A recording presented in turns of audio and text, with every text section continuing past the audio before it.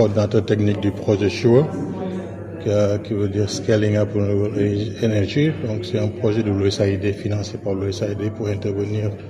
dans le secteur des énergies renouvelables au Sénégal, pour accompagner le secteur privé à mieux contribuer dans ce secteur, donc des énergies renouvelables,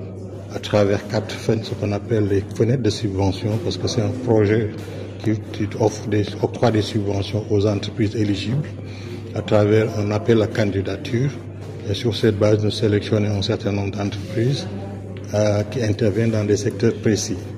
Alors nous ciblons 4 domaines, on va dire, principaux. Le premier, c'est de voir comment, à travers ce qu'on appelle le programme de modernisation du système de pompage des forages ruraux, où nous visons à remplacer ces systèmes de pompage basés sur le diesel par des systèmes de pompage solaire. Et ça vise à accroître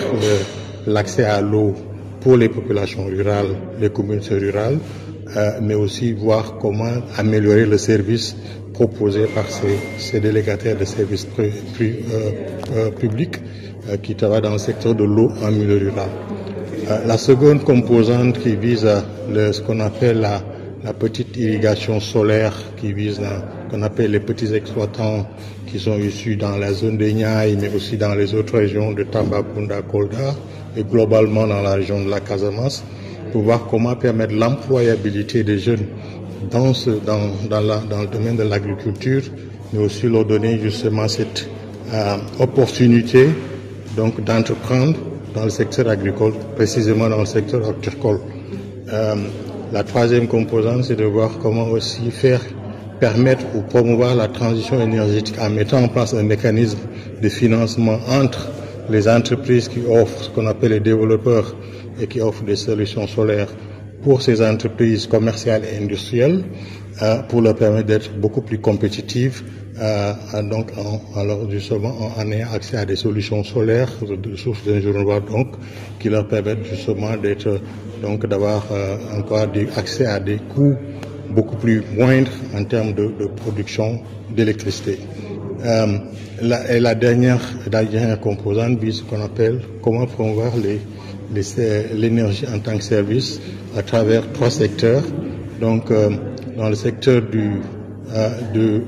globalement dans 2 secteurs, j'allais dire, mais dans le secteur principalement du froid solaire,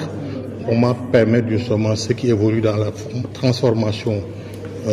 de l'agrobusiness, mais aussi dans les produits issus de la pêche, comment leur permettre justement d'avoir accès à ces solutions de solutions solaires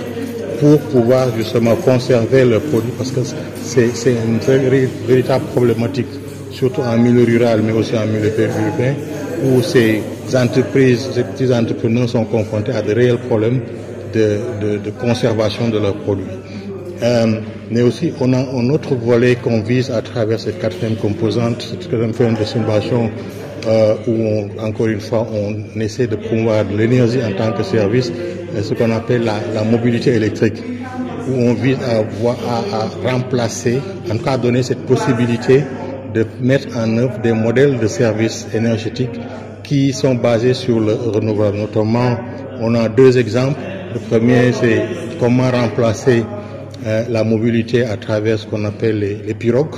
donc dans le système fluvial, le transport fluvial, comment remplacer ces moteurs donc thermiques par des moteurs électriques qui vont utiliser des batteries, des sources de batteries solaires qui vont être rechargées par l'énergie solaire. Et un autre projet où on vise aussi cette mobilité électrique, c'est de voir comment utiliser des tricycles électriques, par exemple, pour ceux qui sont chargés de faire des activités, par exemple la collecte de lait dans la zone nord, avec une entreprise très connue dans la zone, avec qui on compte travailler pour justement leur permettre cette transition énergétique.